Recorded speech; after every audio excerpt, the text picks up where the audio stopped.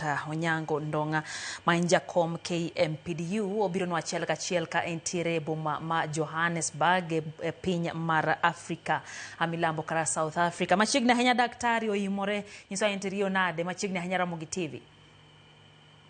Oimore ariyo maber. Erokamano kuom rwaka e Ramogi kae. Machiegni ahinya wach mabende koro mako dhoganda pacho kae kaunti ma Siaya. Report owuok ni ochung Jochiw Thieth 382 e tich ma banka no osendikgi e tich. Par ni wachno mano mar ndiko Jochiw Thieth e tich, ndiko Jochiw Thieth tich osebedo ka kelo midhiero mabende ni waseneno ka ging'anyo kinde moko ka gidwa mondo ndikgi tich to ma koro ne chal ka gima ne koro lamo margi nodwoki. Gikone to koro nyisgi ne gionge records mag county ni gin jotich ma Nyawawa. Mabedo nade? Erokamano. Hapa ni problem ma wan go e counties ma wasebedo kaka KMPDU wasebedo ka wago lweny en wach casualization. Waluongo ni casualization kata informalization mar healthcare workers. Healthcare en a very important aspect mar economy. To sama it casualize healthcare workers indiko gi engagement mar 1 month, 2 months, 6 months. Kasto kata kaka ingiso gini kata kaka itimo recruitment is not token very professional. Niso ni kata quality mar healthcare ma wachiwo e counties wa dibedo questioned. Koro sama waneno ka 380 out of 500 healthcare workers olalo tijgi ne wach ghost workers. Penjo man go ni what ere gima ne county public service netimo. To ka en chairman mar county public service ema wacho ni 380 mano 76%. 76% e healthcare workers mane gindiko onge otese ma qualification mane gidwaro. Mano ngiso ni the chair of the county public service board wacho in essence ni tich otamo gitimo kaka onego giti kaka employment act ki public service manual wacho. And that is very dangerous for county maduong kaka Siaya. Now gimara riyo en wach miyo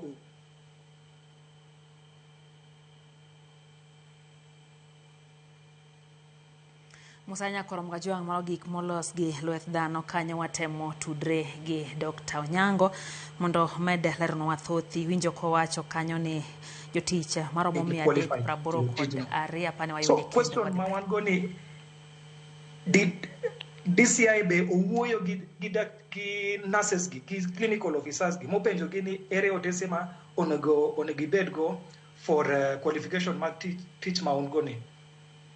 The main problem man go Siaya County, the way Magi handle all these things is not professional at all. And Gimagitimo or Mayo Siaya looks like there are no professionals in a Siaya County Public Service Board. Rokamana nya daktari un kaka riwruok mar KMPDU mabenda ng'eyo ni ema bedo ng'ala manyime mar ratiro mar Jochiw Thieth be usetudri county government kata mana sirikand county ma Siaya mondo winje ni to hang'o mano otimore momiyo gika mag gikene. Kuom wacho adier onge any meaningful explanation mabiro kuom county public service mar Siaya. In fact, the last meeting ma wan go gi governor, the county secretary, the governor himself no wacho ni healthcare nitie gi a very soft spot a current governor mar Siaya. And it is very disheartening ka waneno gik machal kamae timore in this modern state ma wan go sani.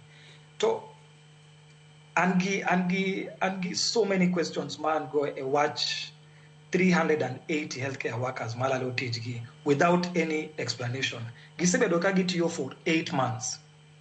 Within 8 months ni poko chulgi msara, poko kietgi a manual mar a list mar employees mag Siaya County. Mano ngiso ni nitie ng'ama kwalo msara mar these 380 healthcare workers. Nekech sama I employ jotich a county, onegibed ni itimo budget. Kapok indiko ji, kapok ikawo ji into your county system, onegibed gi budget iwacho ni a budget ne 400 employees. And each employee, each item, I see what only one employee at each 20,000, 50,000, 100,000. Kise come up with a full budget. Timi yo the Department of Finance, to Department of Finance ni haya pesa ninitie. So, ka all processes gi no bedo finalized. How come for 9 months? Jogi poko chul their salaries. To magisetiyo for 9 months, who is going to pay for those salaries?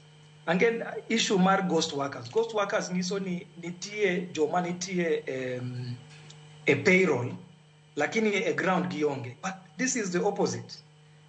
A ground nitie joma tiyo, lakini gionge a payroll. So in fact, it is the county monego luong jogi mondo ngisgini wangi compensation mechanism machal kamae nekech for one reason or the other, uonge a payroll, lakini usebedo kutiyo. So I really feel that county government mar Siaya onego bi ongis ji ni makosa gine magitimo.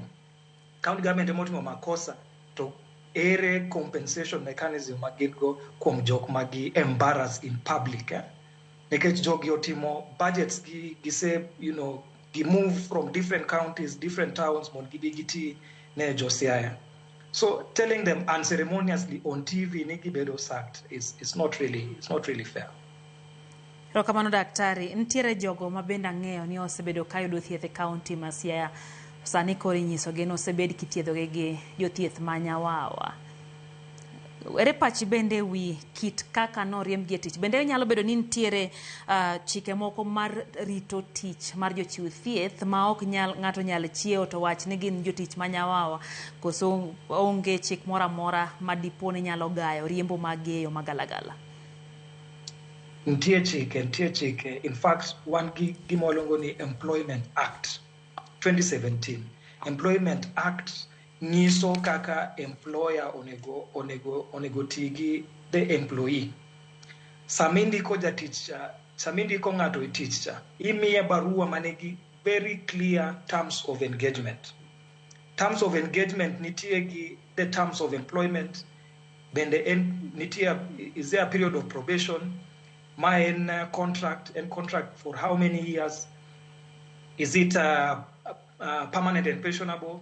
Msara monego yudi, all these things nitie barua. To these 380 employees nitie gibarua Jochiw from the County Public Service Board. So I can tell you more solemnly, county government mar Siaya dichuno gini mon gichul jogi compensation. So if county government mar Siaya can very careful to gidi bedo gia very serious legal tussle. Nekech kise miyo ng'ato barua ming'ise ni these are the terms of employment. To contract in 3 years, 4 years, 5 years, 10 years.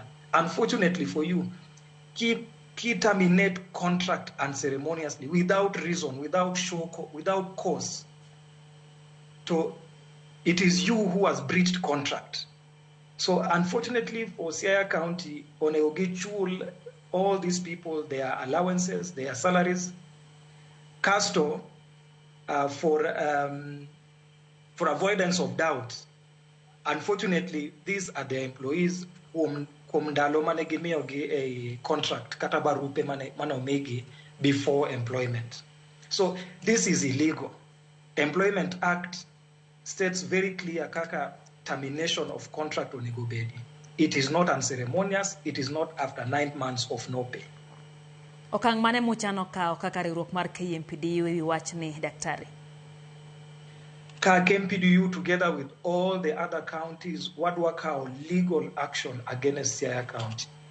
Because kawaweyo ni gimachal kamae mondo timbre odhi keto a very bad precedent. Ma counties mora any leader nyalo tiyo kawuono gokinyi mawachni all contracts in this county are therefore terminated without due process. Due process nitie. ka in gi jatich manigi papers ma are not proper, you serve them. Ing'iso gini, show me your papers. To ko biro to they have not showed you their papers. You take it a step further. Itero papers ge a DCI kata the normal disciplinary process mark counties. Lakini one person chiogo kinyi to wacho ni all employees within this bracket as from today are ghost workers. It is illegal, and mano, I can assure you, you will have a very big legal tussle with Siaya County. To kamana ahinya daktari, kwan maromo 382 ok en kwan matin ahinya, gin oganda mathoth mosebedo ka chiwo thieth ne jokanyo e kaunti ma Siaya. Manyiso ni nitiere fuok makoro dong kama ne gitiye no. Maketo kit thieth e kaunti ma Siaya kama nade? Parne ma en bang wechego mag thieth notere counties nyiso ni paro ni nyalo los gi malong'o e counties molos sirikal mamalo. Mabedo nade kanyo daktari? So 382 out of 500, man, say almost 76% of new employment obedo sacked through media. Jomodak e Siaya County, gidi yudo a road deal, nekech, demand always demand bedo ka bedo maduong as days go by. Kaka uono wayao Thieth achiel Bondo, for example. Bondo County Referral Hospital oyao theater mag mine mag nyuol. It means jomano ndik tich gi ema dhi tiyo kacha. The previous employees who also kamane one gi staff shortage could not cover that gap. Koro employees manyien gi omonego odio o fill gap mobedo created gi a new theater ma wagerone. So the fact that 380 healthcare workers obedo sacked niso ni all this new development ma wasebedo ka wabedo go e Siaya County, all of them gidhi kao okang backwards. Nekech koro wadhi golo nurses mane tiyo e theaters go, wadhi golo clinical officers mane tiyo e outpatient departments go, and okwaketo mechanisms make sure ni all these patients mane biro for follow-up for surgeries ere kuma gidhi there. So mago dhi bedo outward referrals to Kisumu, Kisii, which might be seemingly doing better. And when you look at it, Siaya County that is also loss of revenue. Siaya County oseketo investment into the healthcare system. Giseng'iewo new machines, gisegero new hospitals. But at the moment, migolo human resource for healthcare, for one reason or the other, with due procedure or without. Nisoni something is going to miss. You either input a lot of investment into an economy without production. Revenue, of course, will go down. That means kata investment masaya to a healthcare system, dibedo white elephants if we are not careful. Patients mana you don't care from these facilities moya manyien. The required follow-up services. The consequence, any gibo manual healthcare services from neighboring counties. Some of them maonge gi pesa are going to suffer at home, and these are our people. Rokamana hinya kinde mokalo na gomba kakae gi jagoro maduong mar KMPDU Dr. Dav Jatela no nyiso mor mare ahinya jatend migawo manyien mar weche mag thieth Honorable Duale ko wacho ni wang' ni to giyudo ng'ama dwario sekta mar thieth e yo makare ahinya. Ing'eyo ni ntiere magin weche motimore e counties. Kata kamano nyiso ni jatend migawo mar thieth bende winjo bed ni ntiere ge oteku moro monyalo rieyo godo lai mag thieth e counties. Kama timore e county ma Siaya igolo jogi e tich tina ne Dr. Dav Jatela ne wacho ni wang' ni giro jatelo mabeko dhirio sekta ni. Dipo ni ntiere fuok more tudruok mantiere sirikal mamalo gi sirikand county anya kotendre kod ndiko mag jochiw thieth, daktari? For a long time, came PDOs and wadwaro dakteche mondo dogie in national government. If not, wadwaro ni mondo abed gi gima waluongo ni Health Service Commission. Health Service Commission en commission mane di kao telo mar distributing, employing, all healthcare workers and paying all healthcare workers. Nikech okwanya bedo gi 47 different ways of running healthcare system in this country. Nikech ineno gima timre Siaya County ni, we have not seen it anywhere else. Despite shortages mawango in different counties, the processes mag recruitment so far have been smooth. Kataka wangi here and there issues mag bribery, corruption, but the process have been very smooth and transitions very smooth. Koro, one thing mawadwaro ni Honorable Duale otimnwani kawanyalo bedo gi health system commission, health sector commission, mano nyalo thiedhonwa problems mawango e counties kaka gi run the healthcare system. Nekech kawuono ni nitie county achiel mondiko nurses to chulo gi very low wages. Kinyi yudo ni another county ondiko lakteche to chulo gi very low wages kata golo some allowances. Now, labor is very much part of production. Manongiso ni samaji wacho ni wadwaro pay at a certain level. It is their right. They are doing something economy one go kai. Koro healthcare workers first of all okonego wabed kikwabed moluor ni wa demand for higher wages or fair wages. Let me call them fair wages. And number two, ose chopo kamakoro wadwaro a health service commission for all healthcare workers at the national level. Health Service Commission ni dingiyo ni Siaya County nigi osiptende adi. To osiptende gi gin at what level? At those level, gidwaro lakteche adi, gidwaro clinical officers adi, gidwaro nurses adi, gidwaro public health officers adi. So that at the end of the day, healthcare workers mawango e Kenya kai are equitably distributed according to demand mawango e different counties. Lakini at the moment, what happens ni counties decide when we are employing and when they are not employing, not looking at demand, disease trends in their counties.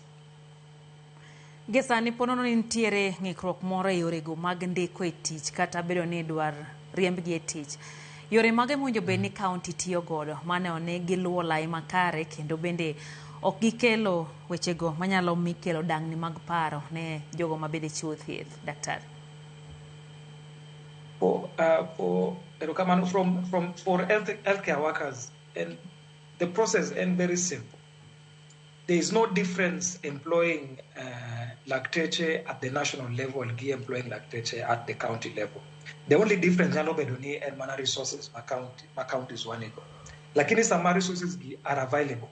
So the process is very simple. Just advertise depending on gimedwaro at the county level. For example, Kakao County Marsiaya and Wawachni disease burden Marsiaya and majorly communicable diseases. Samitimo advertisement chat. Iwachoni adwaro communicable diseases specialists marom kama. Adwaro nurses marom kama. Ingyo every hospital maingo what gaps maingo ma inyalo fill and the new recruitment meeting on it. And then Kisetimo advertisement, you go through a whole process, interviews and looking at the papers. I am very surprised.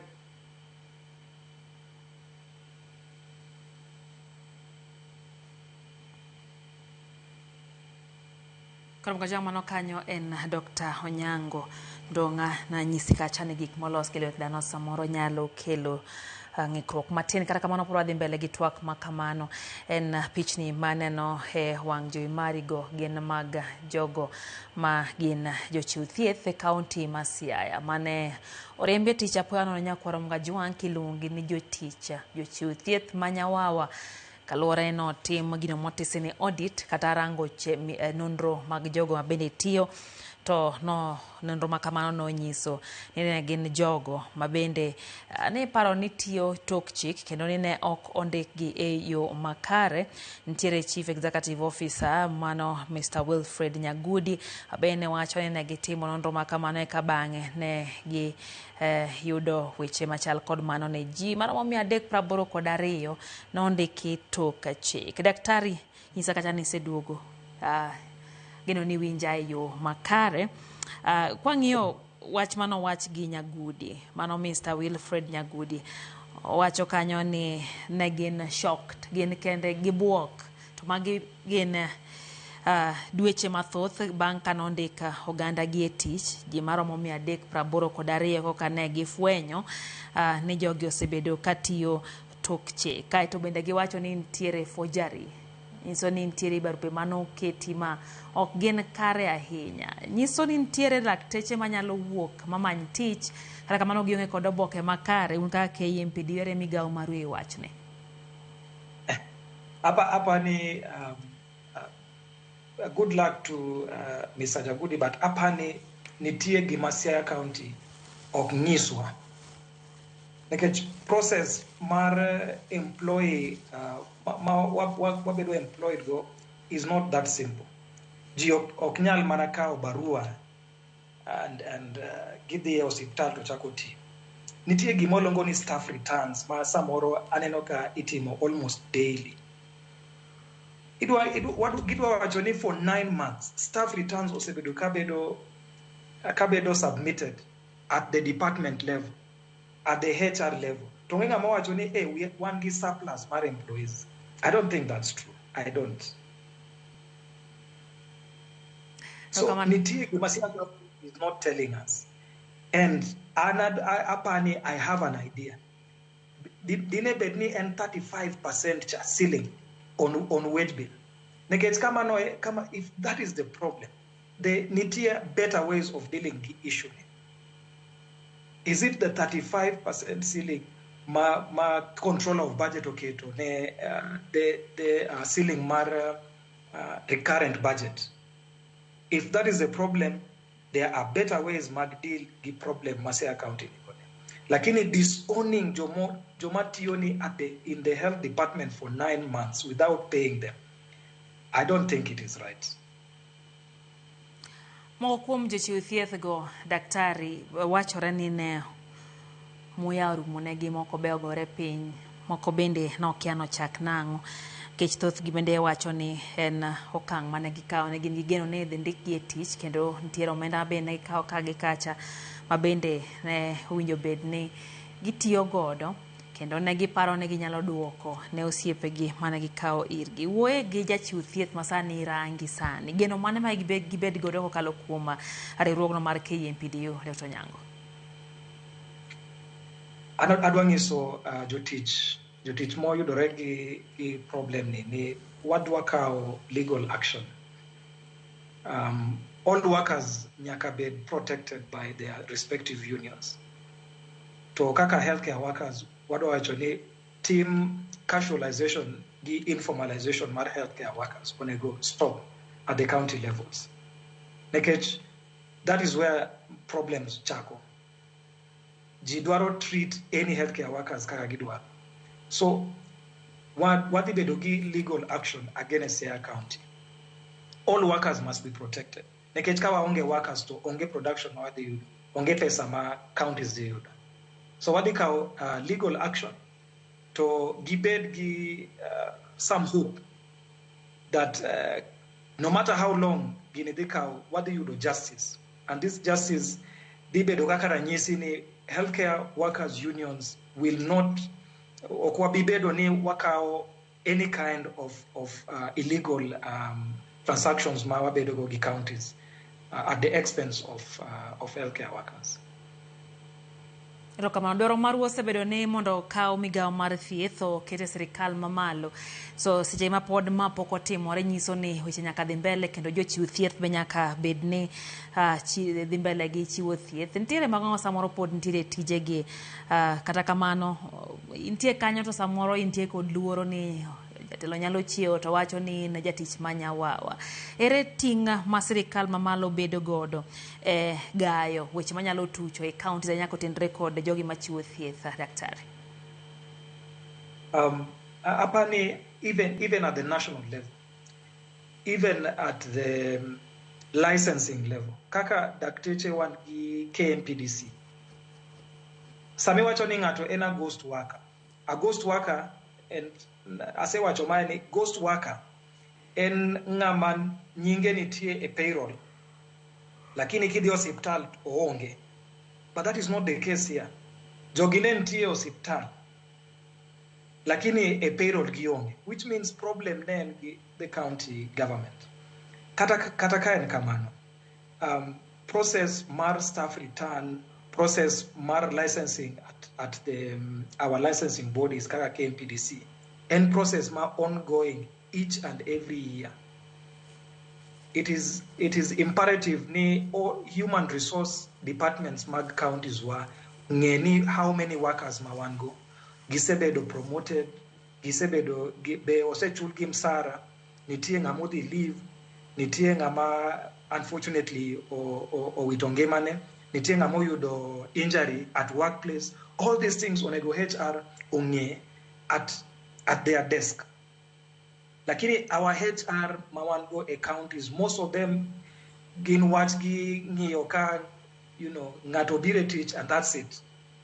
And most of the time, and forgive me, most of the time you need some of HR officers mawango might not really be qualified to do that work. Nekech one gimi luongo ni human resource for health, and one gijo mo bedo trained for human resource, jomo bedo trained for human resource for health, human resource for health. Koro kiyudo ngamo HR mo bedo trained in other departments, human resource for health, and very different from the other departments. So counties wao nego employ human resource mo bedo trained in HRH. That's the first thing. And then the second thing, one gi scheme of service wa one gi employment act, one gi public service act, mangi so kaka all employees should be handled. And mano di konyowa from all these shenanigans mawangu. But very importantly, wadwaro human resource for health at the county level, at the national level, or be employed in permanent and pensionable terms. Nekech, this is a very important, a very important aspect of the economy. Sami casualize a healthcare worker. Thing is, in the next 5 years, I will not need you, and that is not true. Sami keto surgeon hospital. In the next 5 years, obviously, ordinary more and more patients, which means obviously, in fact, idi medo 2 or 3 more surgeons. Lakini samimi a contract mar 3 years, 2 years. What are you trying to communicate? Not unless iwacho ni tuoche madaktari ni deal go egin tuoche ma libedo for only that period, and then after that they are no longer going to happen, like COVID. But you see, onge kaka the county onge kaka wanyangeyo ni in the next 3 years tuo ma daktari ni treat will no longer be there. There is no way of foretelling. Therefore, human resource mar health onego bede permanent and pensionable terms. Casualization mar human resource for health is something ma wadi go when as long as we are unions for healthcare workers. Rokamana nya Dr. Siamagi matkamage timore samoro kisungu deone tip of the iceberg, samoro ntiere weche matut kata kuonde moke county za moko mabende timore hainane. Bende un gi chenro mora mar rango kit winjruok ma counties timo gi lakteche gi jochiw thieth mag ndike tich mondo mi ogeng midhiro makama kinde mabiro. Erokamano wasetemo ndi bedo gi collective bargaining agreements ma umo all workers matiyo e hospital. Lakini samoro one gi a false impression mar demand and supply ma counties tiyogo to mongi mongi exploit go healthcare workers. Lakini opinion mar KMPDU and world over, any healthcare workers given a special skill set workers. At the moment, for example, Kenya want give almost 60 million Kenyans. Talking about lactate, only about 6,000 doctors.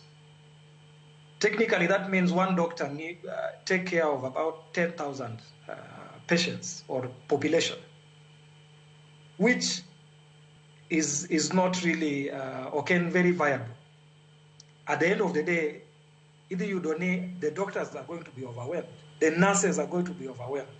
So one gi CBA, gimolongo ni CBA, matemo umo members wa. Problem any counties go against this CBA. Momio every now and then even enoka KMPDU bedogi strike in every county. Because you don't ondik lactate at a very low wage against the CBA, we will strike. Either you don't need lactate on the county 1 or 2, poko chulgi for 3-4 months, we will strike. But that is not what we would want. What the never hear me counties obey pin code one news one okay. According to your CBA, what one day collected apart. And budget were allow for only 10 doctors. And that is acceptable. Lakini kidwa kao pesa mar 10 doctors, tibedo of ambitious, idwa employ 50 doctors, kaso ipogo msahara mar 10 doctors among us 50 doctors. That is exploitation. And as a human being, it is not fair. Erokamano daktari. Achiel kuom weche mabende nonyiedhore en ni nitiere omenda moko mane ogol gi jochiw thieth mane dwaro tich, omenda mane gigolo kane pok ondikgi e tich. Achiel kuom ripode nyiso omenda maromo siling 350,000 mane ogolo mondo omimiye tijni eka bang'e oduogo wach ni en tich ma Nyawawa. Nyiswa ni to nyaka sani ka jatend migawo mar thieth Ndwale landonegi keto winjruok mar ndiko lakteche gi jochiw thieth e tich kendo winjo bed ni miyo gi tije counties nyaka sani chal nitiere nade. Nitiere jogo ma bende pod chiwo omenda mondo mi giyud tich mano signe gi sirikal mamalo. Problem mar corruption en problem ma kaka wananchi ma kawaida ni onego wago with all our might. Because at the end of the day, one emo bedo affected directly. Because how many people can afford 350,000? Mongi you teach. Kaso or gibed paid for 9 months. So number one, one kaka KMPDU, kanitie daktari mora mochiwo pesa, kata mobedo mangato okwayo pesa, ni mongi you teach. So why encourage gini mongi report to KMPDU as a whistleblower? One give whistleblower bill. Ma allow ni you whistleblow and identity ni of bed revealed. There is a whistleblower bill ma allow ni if there is corruption madembele and you are a witness, you can be a state witness to or your identity will not be revealed. Koro adwa enka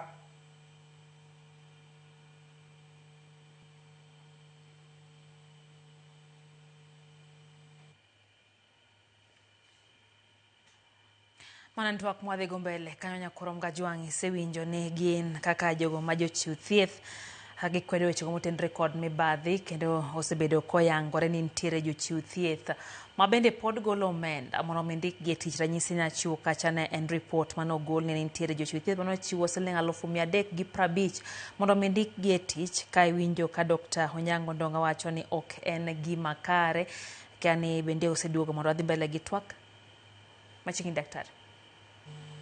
Erokamano. Nawacho ni one gi whistleblower bill kanitie daktari mora mochiwo pesa mondo you teach onego give report as a whistleblower. Identity give the protected by the state. Seche ma counties ndiko jochiw thieth e tich kendo ntiere sama bende inyal wit tijni oko esa mora mora.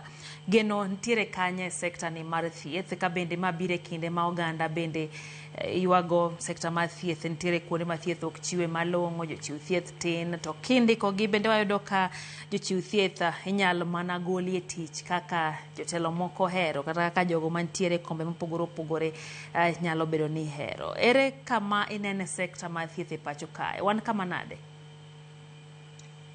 An gi geno ni always an gi geno ni healthcare nyalo mana improve, but all this depend gi leaders mawaketo county government, county assembly gi national government. Adwa penjo county assembly mar Siaya, be gisebedo ka ging'iyo gima executive timo e wach recruitment mar healthcare workers kata how healthcare system nitie e county mar Siaya? Because weak link maseneno in most of our counties a watch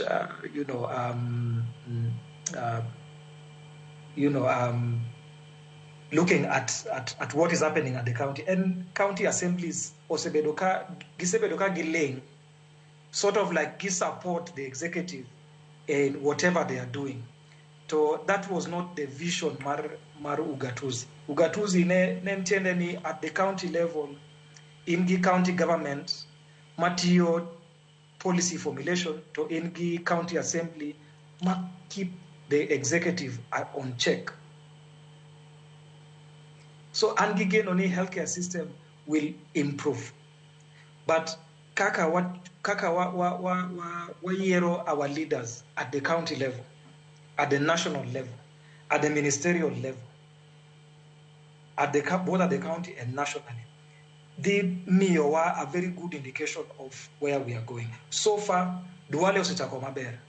And I'm not afraid to say this, Nikech. A lot of things manewane noka dimbele maraj osete moko or stabilize the ship.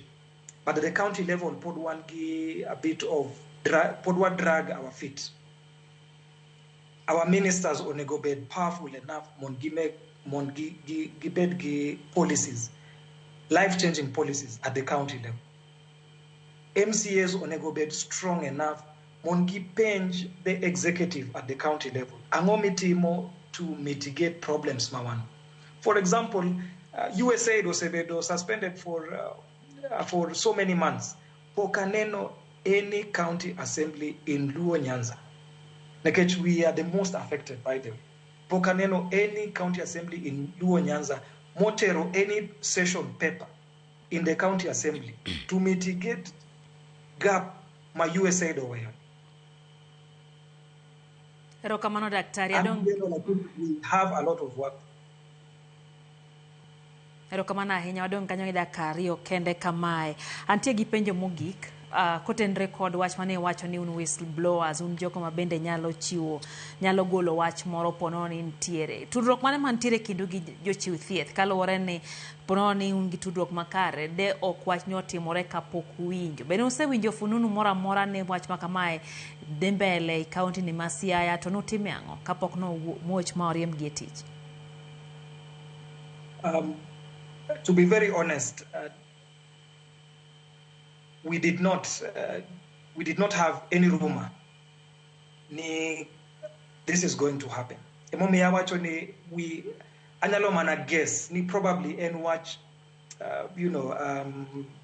the control of budget ceiling mar 35%.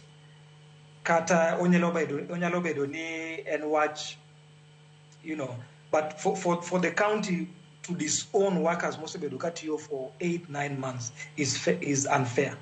For our members more poko chul for 8-9 months. Samoro wabedo gi engagement gi county government. More penjo gini, okay, what is the problem? Maybe sometimes then watch budgeting and release of money by the national government. Makendo is also another angle. Ma watemo ni warie in terms of personal, emoluments our members at the county level. But we had no idea. Ni wadibedogi 76% of healthcare workers employed Gisia County ni 76% dilalo tijgi ne wach seemingly ghost workers. Rokamana nyako godwa mbaka intie gi wach mogik kwa loro wach ni mogik second 15 kende kama. Rokamano and wach mogik adwa wacho ni for healthcare workers what waro implore on national government, county governments ni healthcare workers at the county level in very important part of the economy at the county level. Kingio revenue generations at all counties in Nyanza, including Kisii and Nyamira. Healthcare is the highest revenue earner in all counties. Manongisoni healthcare workers kelo production at the highest level. So what treat our healthcare workers with dignity? Dignity ngisoni imeyogi security of tenure. You employ them on PNP. Do not casualize or informalize healthcare workers. Dignity ngisoni imeyogi fair wages. Kikika upesa mar 50 doctors idwa chulogo, mar 10 doctors idwa chulogo 50 doctors. And finally, wadwaro better working conditions. Samasiaya wangisogi ni promote these doctors. We are not asking for a favor. Mano egimantie a public service manual. So casualization is a no. Fair wages is yes. No to exploitation and fair labor practices at the county levels. For our workers, join the unions, be in the unions, and fight with the unions. Thank you. Kamana nya daktari mano kanya Dr. Onyango ndong achiel kachiel kantirebo ama Johannesburg e piny mar Africa mamilambo kara South Africa. Watu wakode nyakwar mga jongo tindre kod twak no miwinjo nino wachne gien jotich ma Nyawawa ma Jochiw Thieth mosebedo katie county ma Siaya. En twak aporo bodhi mbele nyakwar mga jongo kaluwore ni nwasingo bedo wangi kendo gi iti kotendre gi mago matimore pacho kae. Wakayo matin kata kamano na nyisini wantiere kanyo gi weche manyien ko gikanyo sa adek kometudiko da kendo riche masane nyinga Lydia Jochiw.